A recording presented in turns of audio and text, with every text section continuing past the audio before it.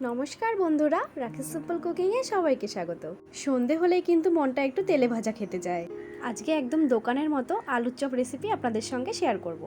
আলুর চপ বানানোর জন্য আমি এখানে 3টে আলু সেদ্ধ করে খোসা ছাড়িয়ে নিয়েছি, 4-5টা কাঁচা লঙ্কা কুচিয়ে নিয়েছি, আদা গ্রেট করে নিয়েছি আর রসুন থেতো করে নিয়েছি, আর এখানে নিয়েছি কিছুটা চীনাবাদাম আর 1 বাটি বেসন।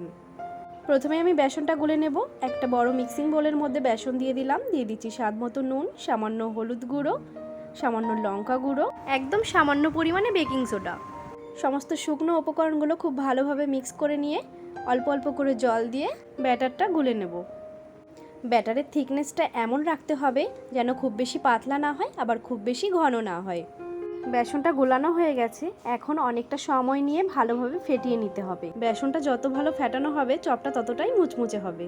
দেখুন আমি ব্যাটারের থিকনেসটা কেমন পরিমাণে রেখেছি, আঙুল ডোবালে আঙুলটা কোটিং হয়ে যাচ্ছে। এবার চপের জন্য আলুর পুরটা তৈরি করে নেব।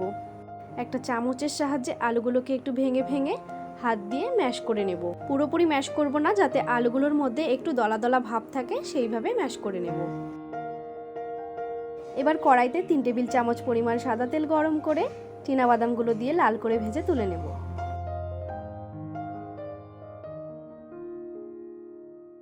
ওই তেলের মধ্যে 1/4 টিস্পুন কালো জিরে ফোড়ন দিয়ে দেব কুচনো কাঁচা লঙ্কা। লঙ্কাগুলো একটু নেড়ে চেড়ে দিয়ে দেব গ্রেট করা আদা আর থেতো করা রসুন। সব উপকরণগুলো হালকা করে একটু নেড়ে চেড়ে দিয়ে দেব 1/2 চা চামচ হলুদ গুঁড়ো, 1/2 চা চামচ লঙ্কা গুঁড়ো, 1/2 চা চামচ জিরে গুঁড়ো, স্বাদ মতো নুন।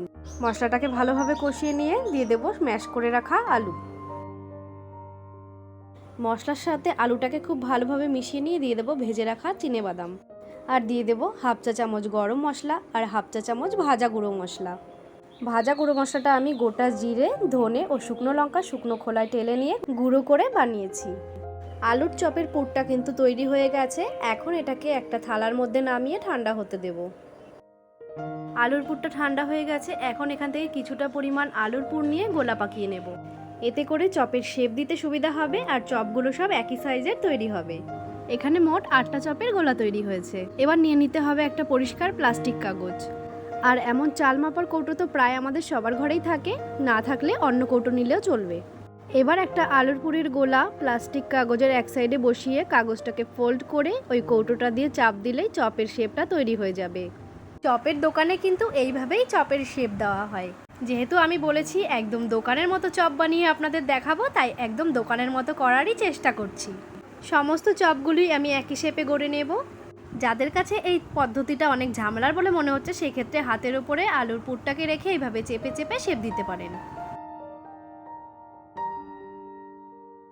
সবগুলো আলুর পুর এভাবে চপের শেপে গড়ে নিয়েছি। এখন এগুলোকে ভাজার পালা। চপগুলো যেহেতু ডুবো তেলে ফ্রাই করব, কড়াইতে বেশ খানিকটা তেল গরম বসিয়ে দিয়েছি। এখন আলুর পুরগুলোকে এপিট ওপিট ভালো করে বেসন গোলায় ডুবিয়ে গরম তেলে ছেড়ে দেব।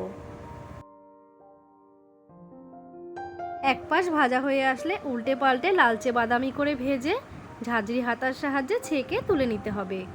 আপনারা কড়াইতে বেশি পরিমাণে তেল দিয়ে একসাথে 2-3টে করে চপ ভেজে নিতে পারেন, সেক্ষেত্রে সময়টাও বাঁচবে, তাড়াতাড়ি চপগুলো ভাজা হয়ে যাবে। সন্ধ্যের টিফিনে এমন গরমাগরম চপ ভাজা খেতে কার না ভালো লাগে, আর সেটা যদি এত সহজে বাড়িতেই বানিয়ে নেওয়া যায় তাহলে তো কোনো কথাই হবে না। তো বন্ধুরা, আমার আলু চপের রেসিপিটি ভালো লাগলে অবশ্যই লাইক, শেয়ার ও সাবস্ক্রাইব করে পাশে থাকবেন।